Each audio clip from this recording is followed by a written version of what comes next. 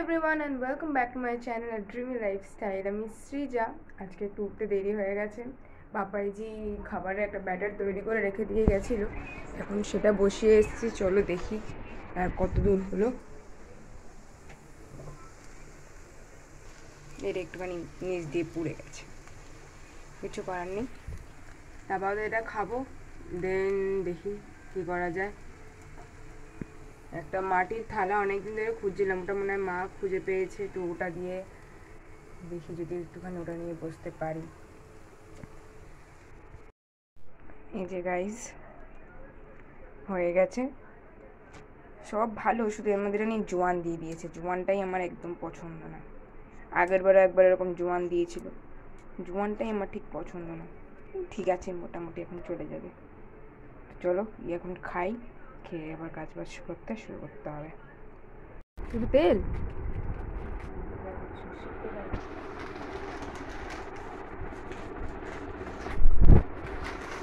এখন যাচ্ছি দোকানে পেঁয়াজ আর এদিকে আরো কয়েকটা জিনিস একটু আনার জন্য। হ্যাঁ ওই তো কয়েকটা বাজারে আনার জন্য, কারণ বাড়িতে তো ছিলাম না, সবই প্রায় শেষ। তখন চলো যাই।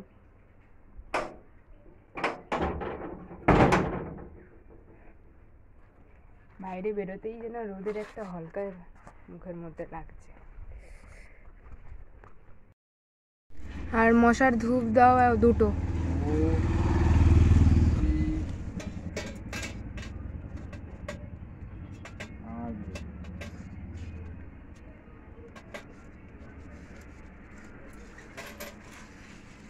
আর একটা ওই এর ব্রাশ দাও, ওদিক থেকে সেন্সোডাইনের আছে, থাকলে সেন্সোডাইন দাও, আর না কোলগেট যা আছে দাও।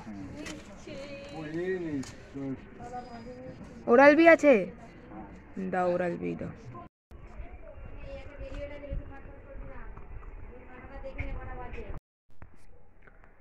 তো মা বলেছে জানলা ঠান্নাগুলো একটু পরিষ্কার করতে, আমি এখন আমার অস্ত্র নিয়ে রেডি। এখন এই জানলাটা, ঘরের আর সব যত জানলা আছে সেগুলো একটু পরিষ্কার করব, দেখাবো। তো আমি এখন পুরো ঘরের যত জানলা আছে মোটামুটি সবগুলোই পরিষ্কার করেছি। প্রথমে বারান্দাটা করলাম, তারপরে নতুন ঘরেরটা, আর এবারে মেন বেডরুমের যে দুদিকে দুটো জানলা, ওই জানলা দুটো সব পরিষ্কার করলাম।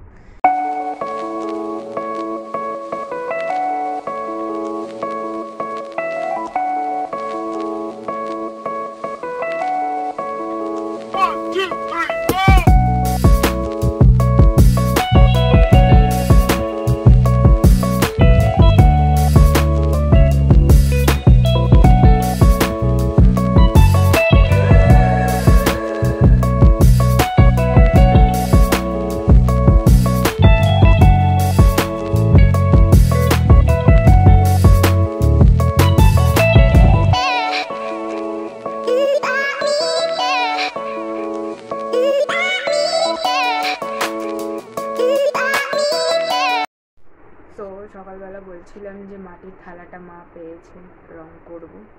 তো এখন এতক্ষণ ধরে বসে আমি আপাতত এইটুকুই করে উঠতে পেরেছি।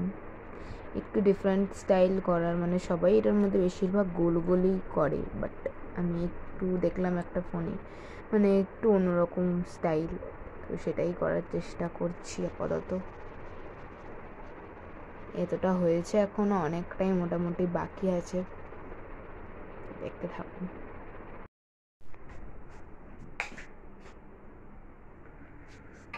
তাড়াতাড়ি আসবে, বাইরে লাইটটা জ্বালানো না।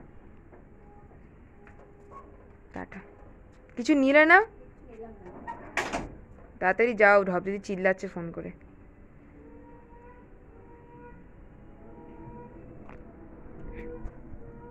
তো মা চলে গেল এখন ঢপ দাদাকে ডাক্তার দেখাতে, আবার সেই যেখানে যাচ্ছিল।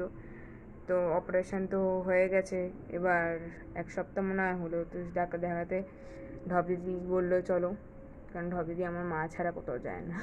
তো এখন গেল মাকে নিয়ে, মা বেরোলো, ঢপ দিদি ফোন করে চিল্লাচ্ছে এখনও তোর মায়ের হয়নি। মা বেরোলো, আমি এবারে একটুখানি মাটির থালটা নিয়ে, দুপুরবেলাতে পুরোটা কমপ্লিট হয়নি, ওটা এখন কমপ্লিট করবো। ঘুমিয়ে উঠলাম সবে। চলো দেখতে থাকো। তো গাইস, তখন বললাম যে করতে বসবো, তারে আমার হলুদ রঙটা একদমই শেষ হয়ে গেছে। তো এখন কি করার আছে, এখন আমি সবুজ কালারটা দিয়েই আপাতত শেড দিচ্ছি। দেখি একটু ব্লু দিয়ে যদি দেওয়া যায়। তো সাদার উপর সবুজটা ঠিক অতটা ভালো লাগছে না, কিন্তু কি করব, হলুদ কালারটা দুখানা কালার ছিল, আর দুখানা কালারই আমার শেষ। অসহ্য লাগছে, জাস্ট অসহ্য।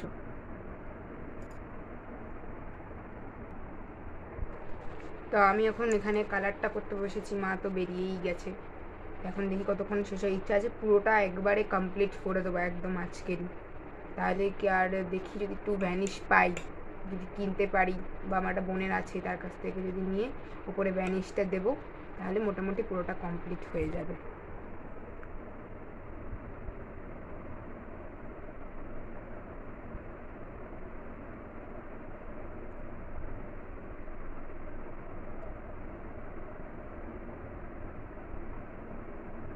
আঁকারও পরীক্ষা প্রায় কাছাকাছি চলেই এলো। মে মাসের পরীক্ষাটা হয়, মে মাসে হয়তো আমাদের রেজাল্ট বেরোনোর পরেই হবে হয়তো পরীক্ষা, কারণ গরমের ছুটিতে হয় পরীক্ষাটা।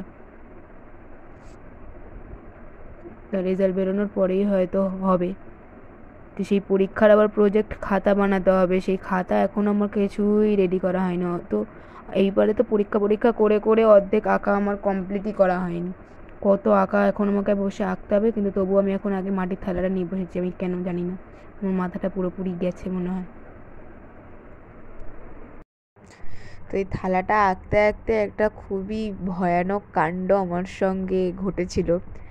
মা বেরিয়ে গেছে, আমি দরজা সবই বন্ধ করে, মেন গেটটায় কিছু তালা দিইনি, এমনি ঘরের যে গেটটা আছে ওটাতে তালা দিয়ে তারপরেই আঁকতে বসেছিলাম। হঠাৎ করে দেখি মনে হচ্ছে যেন কেউ দরজাটার মধ্যে নক করছে, না কি মনে হচ্ছে যেন নক করছে, তালাটার আওয়াজ হচ্ছে, কেউ দরজাটা খুলতে চাইছে। এবার আমার মনে হলো কি মা চলে এসছে, কিন্তু মা চলে আসলে তো অবশ্যই দরজাটা খোলার চেষ্টা করবে বা ডাকবে, আর অবশ্যই কলিং বেল বাজাবে, কিন্তু কেউ কলিং বেলও বাজায়নি। আর নক করার সময় নক করছে, কী যে হচ্ছে কে জানে। এত ভয় লাগছিল, বাড়িতে পুরো একা, টিভিটাও বন্ধ ছিল, আমি এখানে আঁকছিলাম, আঁকার ভিডিওটা করছিলাম, আর এদিকে এরকম কন্টিনিউয়াসলি আওয়াজ হয়েই যাচ্ছে দরজাটার মধ্যে।